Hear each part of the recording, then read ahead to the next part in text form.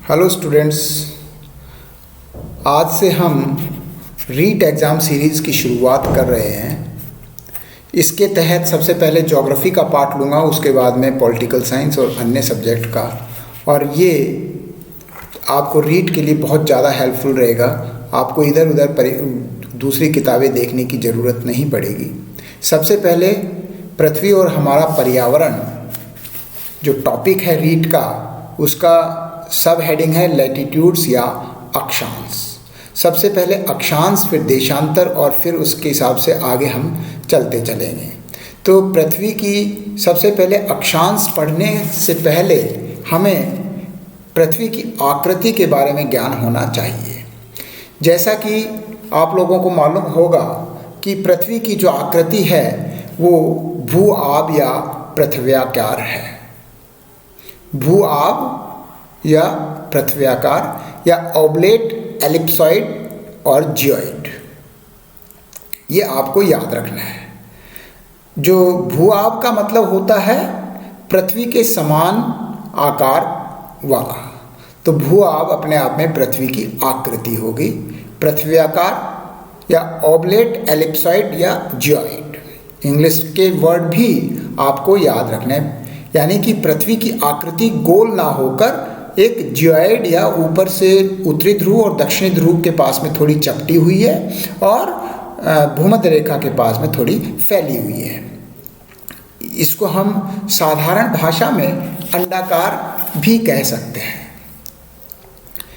ध्रुवों पर ये जो आकृति है ये चपटी है इधर और इधर, और इधर ये जो फैली हुई है लगभग ये यहाँ पर फैलाव जो है लगभग एक साइड में 21 किलोमीटर का, तो दोनों साइड में मिला के लगभग 42.5 या 42 किलोमीटर के आसपास है। इसका जो पृथ्वी का व्यास देखिए, इसको क्या बोलते हैं, रेडियस। रेडियस या अर्धव्यास हो गया। और ये पूरा मिला के ये यहाँ से यहाँ तक इसको मिला दें तो ये हो गया व्यास, यानी कि डायमीटर, या इसको बोलेंगे व्यास। तो जो भूमध्यवर्ती जो व्यास है यानी कि भूमध्य रेखा के पास में, वो व्यास है 17,756.6 किलोमीटर। ये आपको याद रखना है। परीक्षा में ऑब्जेक्टिव टाइप क्वेश्चंस में पूछ लेते हैं कि भूमध्यवर्ती व्यास कितना है, सब 12,756.6 किलोमीटर। और अर्धव्यास की बात करेंगे यानी कि आधा पृथ्वी के केंद्र से लेकर और बाहर तक, तो वो अर्धव्यास हो गया, तो इसका आधा हो जाएगा 6,378 किलोमीटर। जबकि ध्रुवीय व्यास है वो 12,714 किलोमीटर है। 12,714 किलोमीटर ये वाला, यहाँ से और ये वाला, ये जो ध्रुवीय व्यास है 12,714 किलोमीटर, तो इसका अर्धव्यास हो गया 6,357 किलोमीटर। तो इस हिसाब से कुल इसका जो डिफरेंस है, यानी भूमध्यवर्ती व्यास जो है वो लगभग 42.6 किलोमीटर ज़्यादा है। भूमध्यवर्ती व्यास कितना है, 42.6 किलोमीटर ध्रुवीय व्यास से ज़्यादा है। ये परीक्षा में छोटे छोटे क्वेश्चन बनते हैं। अब हम बात करें भूमध्य रेखीय परिधि, सरकमफेरेंस। परिधि का मतलब होता है पूरा घेरा, या इंग्लिश में बोलेंगे सरकमफ्रेंस। जो यानी कि यहाँ पर इसके पृथ्वी के यों चारों तरफ चक्कर लगाना, वो जो है 40,075 किलोमीटर है, और ध्रुवीय परिधि है 40,008 किलोमीटर। तो ये आपको ज़रा ध्यान देने की बात है। जो पृथ्वी है वो अपने अक्ष पर पश्चिम से पूर्व की ओर घूम रही है, ये आपको ध्यान देना है। पृथ्वी अपने अक्ष पर पश्चिम से पूर्व की ओर घूम रही है। ये पृथ्वी है, ये इसका यहाँ से पश्चिम से और पूर्व की ओर जा रही है, पश्चिम से पूर्व की ओर ऐसे अपने एक्सिस पे रोटेट या स्पिन कर रही है, परिक्रमा कर रही है। तो ये आपको इसमें इम्पोर्टेंट क्वेश्चन बनता है कि पृथ्वी अपने अक्ष पर कौन सी दिशा में घूम रही है, पश्चिम से पूर्व की ओर। तो पृथ्वी अपने अक्ष पर घूमने के कारण लगने वाले बल, कौन सा बल लगता है? सेंट्रीफ्यूगल फोर्स या केंद्र प्रसारक बल, जो कि केंद्र से दूर धकेलने वाला बल है। इसको अपकेंद्रीय बल भी कहते हैं। इसके कारण पृथ्वी मध्य भाग पर उभार लिए हुए और ध्रुवों पर चपटी है। किसके कारण? सेंट्रीफ्यूगल या केंद्र प्रसारक बल।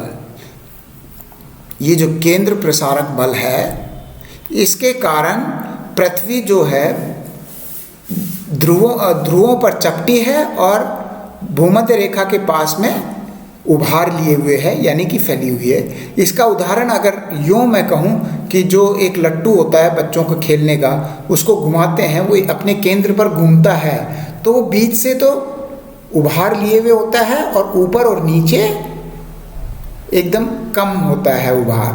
तो सेंट्रीफ्यूगल फोर्स जो है,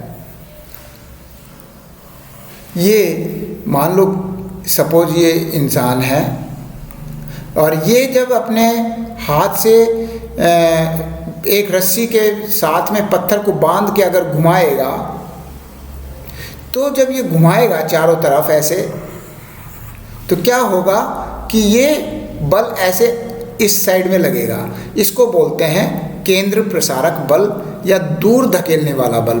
जो पत्थर है वो अपनी तरफ खींचेगा। तो इस प्रकार से ये बीच का भाग है वो उभार लिए हुए है और उत्तरी ध्रुव और दक्षिणी ध्रुव के ऊपर चपटा है। पृथ्वी अपने अक्ष पर 24 घंटे में एक चक्कर पूरा करती है, ये ध्यान रखना। इसलिए एक दिन 24 घंटे का होता है, जिसे सौर दिवस कहते हैं। जो पृथ्वी अपने अक्ष पर 24 घंटे में एक चक्कर लगाती है, जिसको कि सौर दिवस कहते हैं। सौर दिवस कहा जाता है, जो कि 24 घंटे का होता है। भूआबीय जो आकार है पृथ्वी का, वो उसको जैसे जियोइड बोला। सबसे पहले इसका पता जॉ रीचर ने करने का प्रयास किया। अब ये जॉ रीचर ने जो प्रयास किया था, जॉ रीचर फ्रांस के एक खगोल शास्त्री थे।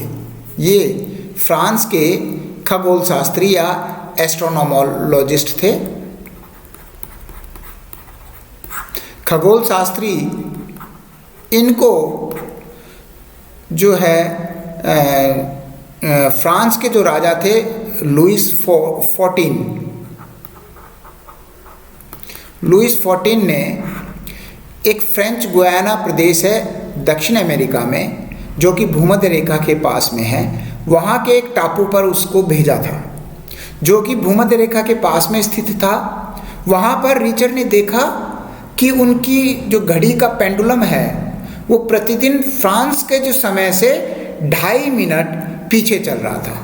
फ्रांस के समय से 2.5 मिनट का अंतर आ रहा था, यानी कि उनकी घड़ी का पेंडुलम है 2.5 मिनट डेली पीछे हो रहा था।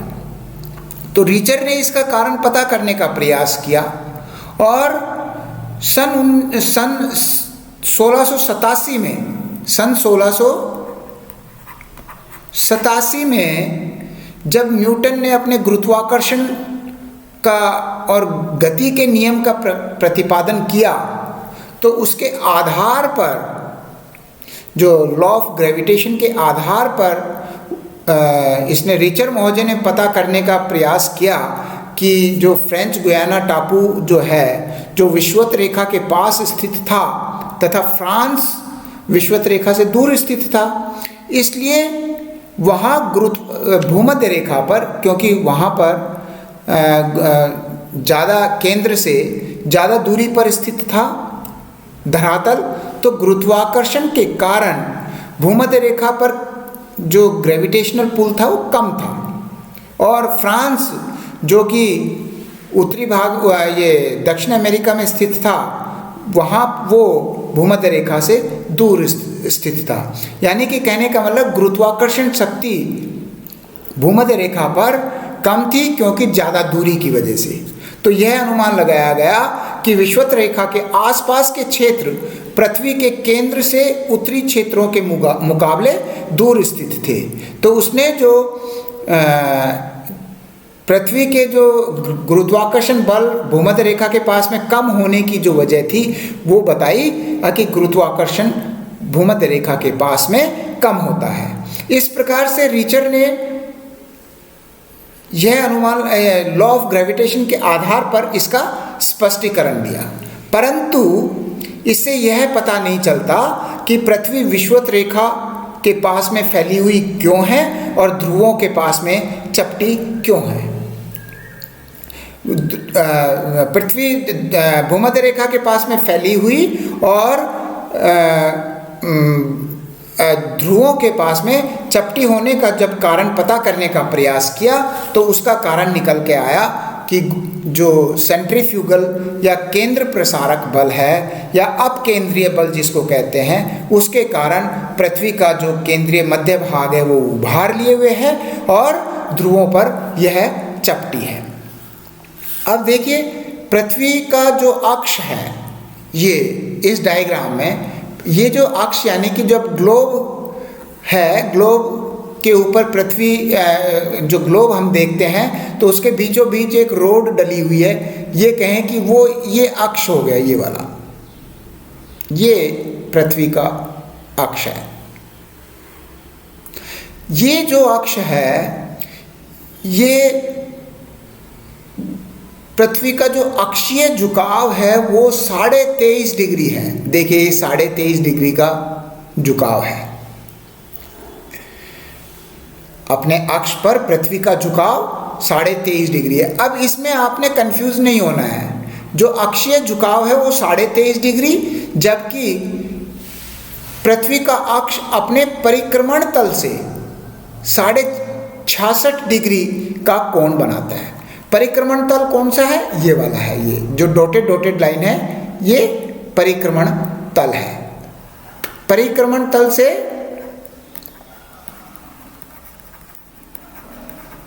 जो परिक्रमण तल है इससे 66.5 डिग्री का कोण बनाता है। तो अब ये दोनों बातों में आपको अंतर मालूम होना चाहिए कि पृथ्वी का अक्षीय झुकाव तो हो गया 23.5 डिग्री, ये वाला 23.5 डिग्री, और परिक्रमण तल से पृथ्वी जो है 66.5 डिग्री का कोण बनाती है, ये वाला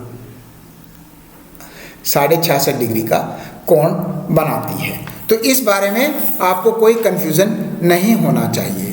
अब इसके बाद में ये जो बेसिक चीज़ें बताने के बाद में हम अब सबसे पहले आते हैं अक्षांश पर। लैटिट्यूड्स क्या है? देखिए अक्षांश और देशांतर रेखाएं, देशांतर भी मैं शामिल कर रहा हूँ, ये दोनों रेखाएं एक काल्पनिक रेखाएं हैं। ये आपको पृथ्वी की सतह के ऊपर खिंची हुई रेखाएं नहीं मिलेंगी, ये काल्पनिक रेखाएं हैं जिनका उपयोग पृथ्वी पर किसी स्थान की स्थिति निर्धारित करने के लिए होता है। कोई भी किसी भी स्थान की स्थिति निर्धारित करनी है तो उसका हमें अक्षांश और देशांतर रेखाओं का ज्ञान होना चाहिए कि ये कितने डिग्री पर, कितने डिग्री अक्षांश और कितने डिग्री देशांतर पर शहर स्थित है। उस आधार पर हम ग्लोब के अंदर या एटलस के अंदर देखकर उसकी स्थिति निर्धारित करते हैं। तो अक्षांश और देशांतर रेखाओं की जरूरत क्यों होती है? ये काल्पनिक रेखाएं जो कि किसी स्थान की स्थिति के निर्धारित करने में सहायक होते हैं। अब इसका देखिए इंग्लिश वर्जन भी मैंने लिख दिया है, तो आप जो इंग्लिश के स्टूडेंट हैं वो भी देख लें। अब उसके बाद में आता है कि अक्षांश क्या है। अक्षांश को हम इंग्लिश में लैटिट्यूड्स बोलते हैं। तो इसमें थोड़ा सा अक्षांश में तुम ये ध्यान रखना, लैटिट्यूड यानी कि लेटी हुई रेखाएं, पृथ्वी की सतह के ऊपर जो लैटी से लैटिट्यूड लेटी हुई रेखाएं जो हैं उनको अक्षांश बोलते हैं। पृथ्वी के केंद्र से पृथ्वी की सतह पर किसी बिंदु की कोणीय दूरी जिसे डिग्री या अंश में मापा जाता है उसे अक्षांश कहते हैं। जैसे सबसे पहले ये जो 0 डिग्री है ये भूमध्य रेखा है और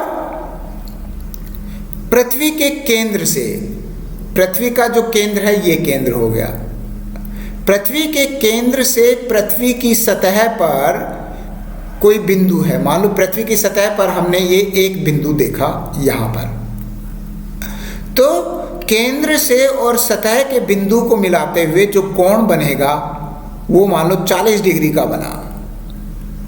तो 40 डिग्री का मतलब ये है कि ये पृथ्वी की सतह पर 40 डिग्री अक्षांश को प्रदर्शित करेगी। ये अक्षांश रेखाएं हो गई, यानी कि पृथ्वी के केंद्र से पृथ्वी की सतह पर किसी बिंदु की कोणीय दूरी जिसे डिग्री या अंश में मापा जाता है, इनको क्या बोलेंगे, जैसे 40 डिग्री, डिग्री के बाद में मिनट, मिनट का मतलब जैसे मिनट के लिए ये डैश और उसके बाद सेकंड, ये आप घंटे के हिसाब से मानिए कि 1 डिग्री का मतलब 1 घंटा हो गया, उसके अंदर 60 मिनट हो गई, 60 मिनट के अंदर 1 मिनट में 60 सेकंड हो गई। इनको प्रदर्शित करने के लिए हम इन चिन्हों का इस्तेमाल करते हैं, डिग्री, ये मिनट और ये सेकंड। मैं कहूँ कि 40 डिग्री 20 मिनट तो मिनट पे ही आ गया, और 30 सेकंड तो ये सेकंड का सिंबल आ गया। तो इसके आधार पर हम भूमध्य रेखा अक्षांश और देशांतर रेखाएं हैं, उनको हम डिग्री या अंश में मापा जाता है। और ये जो अक्षांश रेखाएं हैं 1-1 डिग्री पर खींची जाती हैं। ये जो अक्षांश रेखाओं के आधार पर मैं बताऊं कि सपोज ये पृथ्वी है, पृथ्वी के ऊपर मुख्य रूप से बीचों बीच जो 0 डिग्री है इसको हम इक्वेटर बोलेंगे। इक्वेटर या भूमध्य रेखा या विषुवत रेखा ये पूरे पृथ्वी को 2 भागों में विभाजित करती है। ये उत्तरी गोलार्ध और दक्षिण में दक्षिणी गोलार्ध। तो भूमध्य रेखा पृथ्वी को 2 भागों में विभाजित करती है, उत्तरी गोलार्ध और दक्षिणी गोलार्ध। अब इसमें इस जो भूमध्य रेखा के समानांतर जो रेखाएं खींची जाती हैं उत्तरी गोलार्ध और दक्षिणी गोलार्ध में, उनको हम क्या बोलते हैं, अक्षांश रेखाएं। मान लो 23.5 डिग्री पे खींची गई तो उसको 23.5 डिग्री उत्तरी अक्षांश को क्या बोलेंगे, ट्रॉपिक ऑफ कैंसर या कर्क रेखा।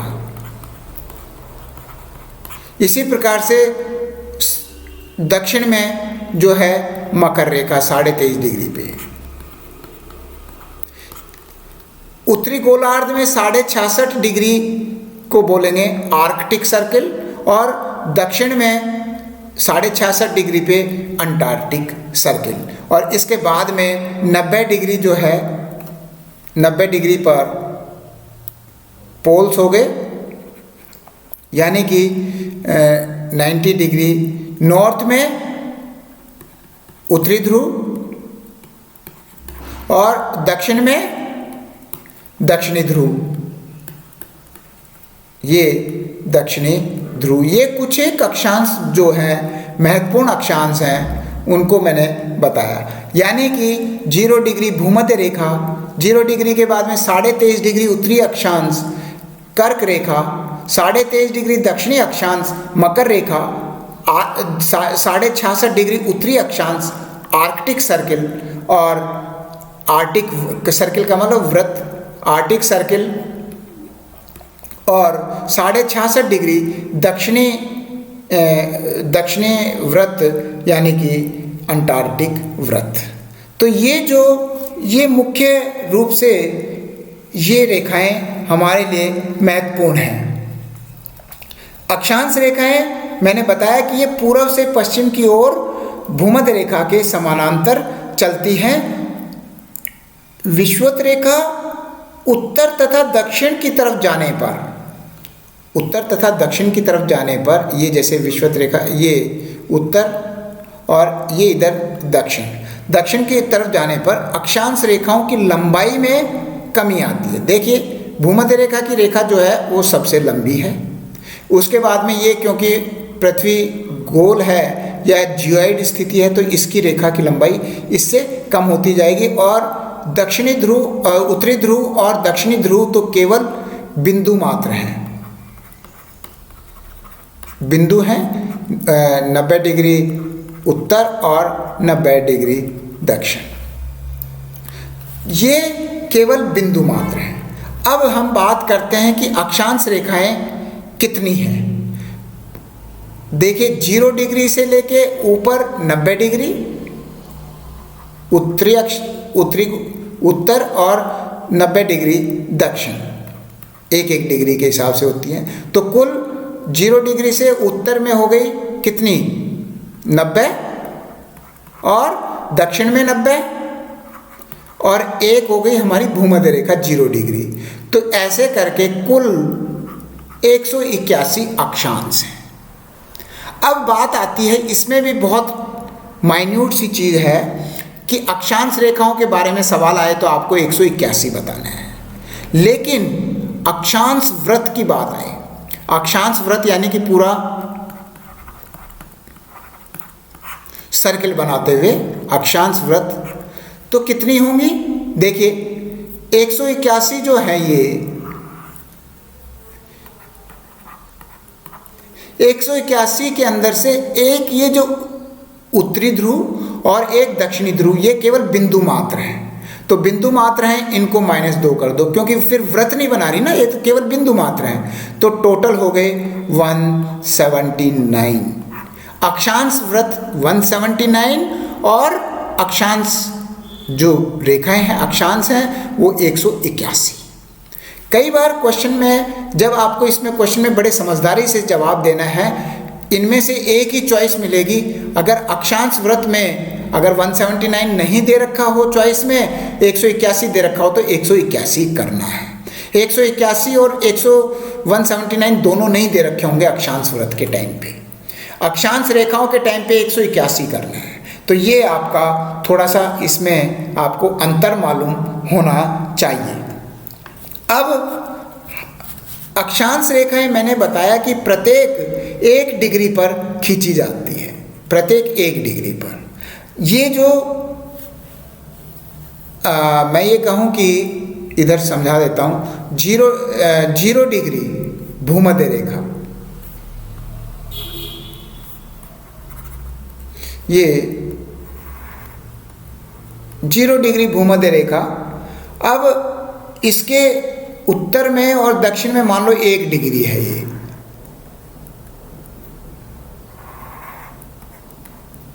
तो ये जो 1 डिग्री का डिस्टेंस है वो औसतन 111 किलोमीटर है। इंपॉर्टेंट क्वेश्चन, 111 किलोमीटर है। लेकिन यहाँ पर बात ध्यान देने की ये है कि भूमध्य रेखा पर ये अंतर भूमध्य रेखा के आसपास 110.6 किलोमीटर है, और ध्रुवों पर ये अंतर है लगभग ध्रुवों पर 111.7 किलोमीटर है। तो हम इसका औसत मान लेते हैं कि एक अक्षांश से दूसरे अक्षांश के मध्य की जो दूरी है वो 111 किलोमीटर है। लेकिन अब इसमें सवाल क्या आता है, कई बार घुमा के पूछ लेते हैं कि एक अक्षांश से दूसरे अक्षांश के मध्य दूरी ध्रुवों पर भूमध्य रेखा से ज़्यादा है, कम है, बराबर है या नहीं है। तो आपने इसमें भूमध्य रेखा पर कम है और ध्रुवों पर दो अक्षांशों के मध्य की जो दूरी है वो ज़्यादा है, और ज़्यादा कितनी है? 111.7 किलोमीटर। तो ये बात आपको अच्छे से ध्यान देने की है। यानी कि जो 0 डिग्री का जो अक्षांश रेखा है भूमध्य रेखा, वो सबसे बड़ा अक्षांश वृत्त है। 0 डिग्री जो है सबसे बड़ा अक्षांश वृत्त है और 90 डिग्री सबसे छोटा अक्षांश है, क्योंकि 90 डिग्री तो केवल एक बिंदु मात्र है, जबकि भूमध्य रेखा सबसे बड़ा अक्षांश वृत्त है। लेकिन इसमें कंफ्यूज होने की बात नहीं है कि भूमध्य रेखा के पास में दो अक्षांशों के बीच की दूरी कम है, ध्रुवों पर दो अक्षांशों के बीच की दूरी अधिक है। भूमध्य रेखा के आसपास मैंने बताया 110.6 किलोमीटर और ध्रुवों पर 111.7 किलोमीटर। ये जो दूरी ये जो दूरी मैं बता रहा हूँ, दो अक्षांशों के बीच की दूरी, कंफ्यूज नहीं होने की बात है। तो ये और औसत दूरी कितनी हो गई? 111 किलोमीटर।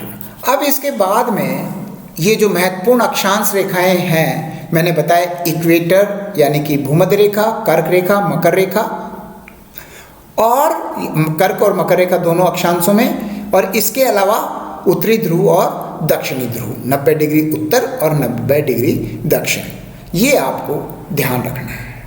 इसके बाद में प्रमुख जो कटिबंध हैं, यानी कि ताप कटिबंध कह सकते हैं इनको, क्योंकि तापमान के आधार पर इनका निर्धारण होता है। प्रमुख ताप कटिबंध या इम्पोर्टेंट हीट जोन्स जो है वो हमारी पृथ्वी के ऊपर 3 हैं। अब ये उष्ण कटिबंध जो है वो 0 डिग्री से 23.5 डिग्री उत्तरी अक्षांश व दक्षिणी अक्षांश, उसके बाद में शीतोष्ण कटिबंध 23.5 डिग्री से 66.5 डिग्री उत्तरी व दक्षिणी अक्षांश, और उसके बाद में शीत कटिबंध जो कि 66.5 डिग्री से 90 डिग्री उत्तर और 90 डिग्री दक्षिणी ध्रुव। तो ये जो कटिबंध है, कटिबंध का मतलब है कि दो अक्षांश रेखाओं, दो ये जो अक्षांश रेखा है इसके बीच के क्षेत्र को हम कटिबंध कहते हैं, या इंग्लिश में जोन कहेंगे। तो ये आपको ध्यान रखना है, दो अक्षांशों के बीच के क्षेत्र को कटिबंध कहते हैं। अब इससे पहले मैं एक डायग्राम के द्वारा ही तुम्हें समझा देता हूँ। 1 मिनट, इसमें जगह डायग्राम बनाने के लिए नहीं रही, चलो कोई बात नहीं, इसको इरेज करने में टाइम लगेगा। तो अब इसमें देखिए, मैं यहाँ पे डायग्राम बना रहा हूँ।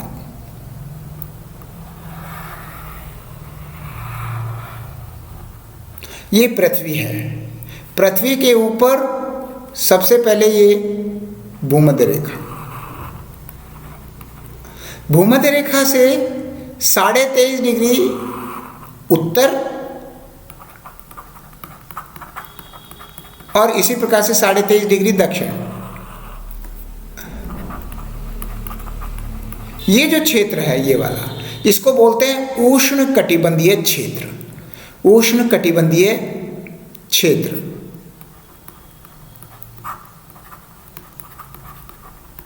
ठीक है, ये उष्ण कटिबंधीय क्षेत्र का ध्यान रखना है, 0 डिग्री से 23.5 डिग्री। इसको उष्ण कटिबंधीय क्षेत्र क्यों कहते हैं?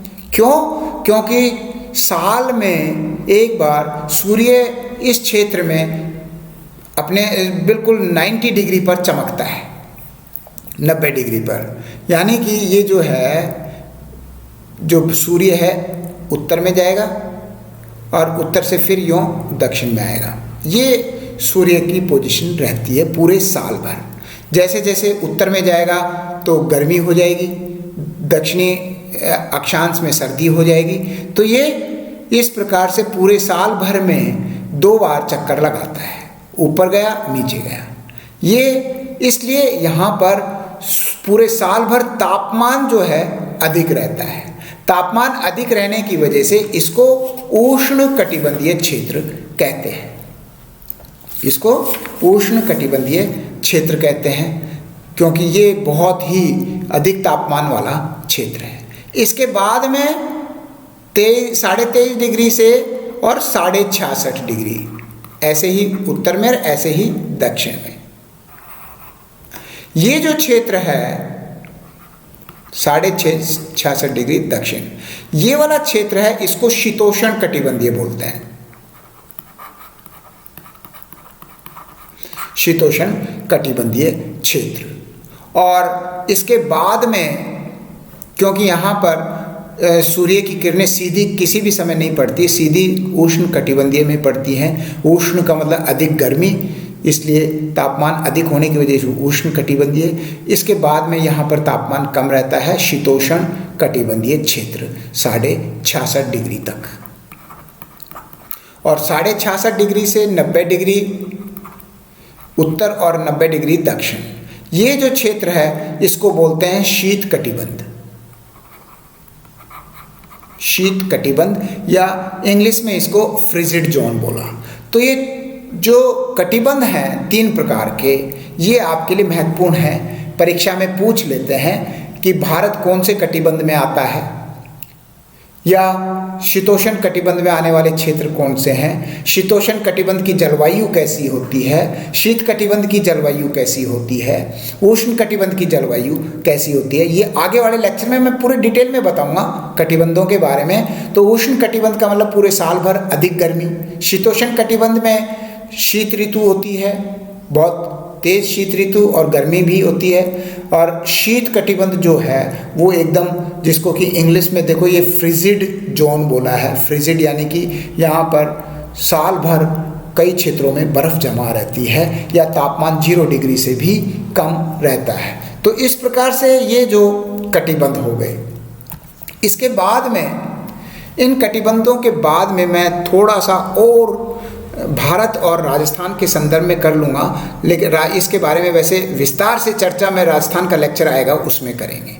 जो कर्क रेखा है, खाली कर्क रेखा का ध्यान देंगे। कर्क रेखा भारत में लगभग 8 राज्यों से होकर गुजरती है, ये थोड़ा सा इम्पोर्टेंट है। इस पे RAS के अंदर क्वेश्चन पूछा गया था, कौन कौन से राज्य हैं। देखिए, ये पहला गुजरात हो गया, दूसरा राजस्थान, तीसरा मध्य प्रदेश, चौथा ये देखिए छत्तीसगढ़, छत्तीसगढ़ के बाद में झारखंड, झारखंड के बाद में पश्चिमी बंगाल, पश्चिम बंगाल के बाद में ये त्रिपुरा है, और ये है मिजोरम। तो ये आपको ध्यान रखना है कि जो 8 राज्य कौन से हैं जिससे कर्क रेखा होकर गुजरती है। तो सबसे पहले हो गया, याद करने का तरीका देख लेना, गुजरात, राजस्थान, मध्य प्रदेश, छत्तीसगढ़, छत्तीसगढ़ के बाद में झारखंड, झारखंड के बाद में पश्चिम बंगाल, इंग्लिश में लिख देता हूँ वेस्ट बंगाल, उसके बाद में त्रिपुरा, और लास्ट में मिजोरम। यहाँ से हमारी जो कर्क रेखा है, ये जो कर्क रेखा क्यों? क्योंकि भारत जो है उत्तरी गोलार्ध में स्थित है, और उत्तरी गोलार्ध में भी पूर्वी क्षेत्र में, तो हमारे भारत की स्थिति अगर अक्षांश की दृष्टि से देखें तो ये उत्तरी गोलार्ध में और उत्तरी और पूर्वी गोलार्ध में स्थित है। तो ये कहेंगे कि भारत की स्थिति है वो उत्तर पूर्वी गोलार्ध में स्थित है। कैसे? देखिए, मैं यहाँ पे बना देता हूँ। ये पृथ्वी है, पृथ्वी में ये उत्तर, दक्षिण, ईस्ट और वेस्ट। तो ये जो है हमारे जो भारत की स्थिति है वो यहाँ पर है, नॉर्थ ईस्ट हेमिस्फीयर में, उत्तर पूर्वी गोलार्ध में। ये आपको मालूम होना चाहिए 8 राज्य। अब इसमें थोड़ा सा राजस्थान के बारे में ज़्यादा डिटेल में मैं अगले लेक्चर मतलब जो राजस्थान का टॉपिक आएगा उसमें करूँगा। लेकिन जब अक्षांशों की बात आती है तो ये जो कर्क रेखा है, ये यहाँ पर ये जो कर्क रेखा दिखाई दे रही है, ये वाली, ये कर्क रेखा राजस्थान में देखिए, ये राजस्थान का हिस्सा है। यहाँ पर ये बांसवाड़ा और डूंगरपुर, ये तो डूंगरपुर है और ये बांसवाड़ा है। डूंगरपुर के दक्षिणी भाग को टच करते हुए और बांसवाड़ा के मध्य भाग से होते हुए जाती है। यहाँ पर भूमध्य रेखा जो बांसवाड़ा का जो गांव है उसको जहाँ से होके जाती है उसको बोलते हैं छींच गांव है। छींच, जहाँ से जहाँ से कर्क रेखा होकर गुजरती है। तो ये तो बात हुई। अब इसमें बांसवाड़ा में भी जो कर्क रेखा में कई बार सवाल आ जाता है कि कर्क रेखा के दक्षिण में कौन सी तहसील है या कौन सा स्थान है।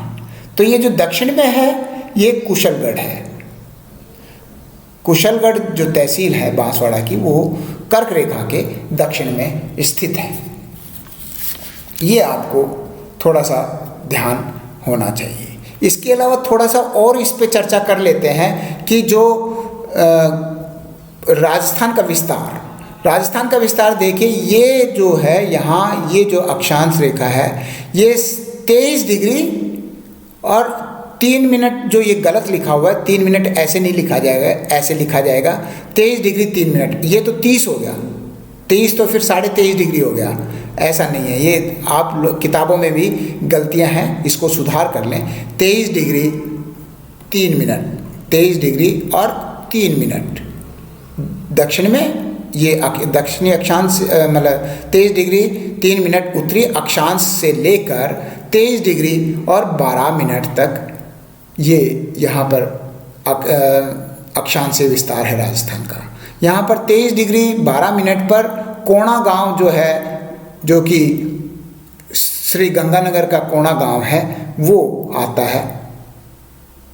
इधर ही थोड़ा सा देशांतर का भी इसमें चर्चा कर लेते हैं। देशांतरीय विस्तार यहाँ पर देखिए, ये कोणा, ये लगता है धौलपुर का शिवपुरी या सिलोना गांव लगता है। ये 78 डिग्री 17 मिनट पूर्वी देशांतर से और 69 डिग्री 30 मिनट पूर्वी देशांतर। ये यहाँ पर जो लगता है वो कटरा गांव लगता है, जैसलमेर का कटरा गांव। यहाँ पर कोणा गांव इस हिसाब से। तो ये, और दक्षिण में ये बोरकुंडा गांव है, बोरकुंड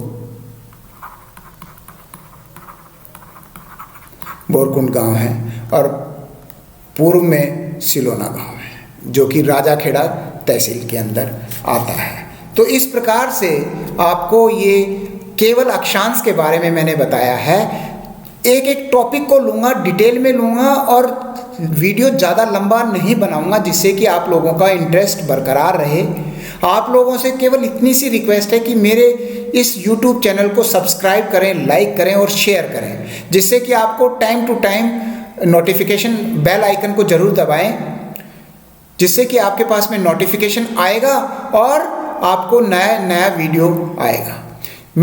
आप लोग जब जैसे सब्सक्राइब करेंगे तो मेरा मोटिवेशन लेवल भी बढ़ेगा, मैं भी अच्छे से अच्छा वीडियो आप लोगों के सामने रीट की परीक्षा से पहले पूरा सिलेबस करवाने का प्रयास करूंगा, जिससे कि आप लोग ये जो बेसिक चीज़ें जो बुक्स में नहीं मिलेंगी या बुक्स के बजाय आपको इसमें याद करने में आसानी रहेगी, वो मैं कहता हूँ कि अगर आपने मेरा लेक्चर देख लिया तो किताबों की आपको आवश्यकता नहीं होगी। इसके बाद में जैसे ही ये टॉपिक अक्षांश और देशांतर रेखाओं का कंप्लीट होगा, इसके बाद में मैं इसके इंपॉर्टेंट क्वेश्चंस डाल दूंगा MCQ, उसको आप प्रैक्टिस करेंगे तो आपका इस टॉपिक से कोई भी क्वेश्चन छूट नहीं पाएगा परीक्षा में। इन्हीं शब्दों के साथ में थैंक यू, जय हिंद।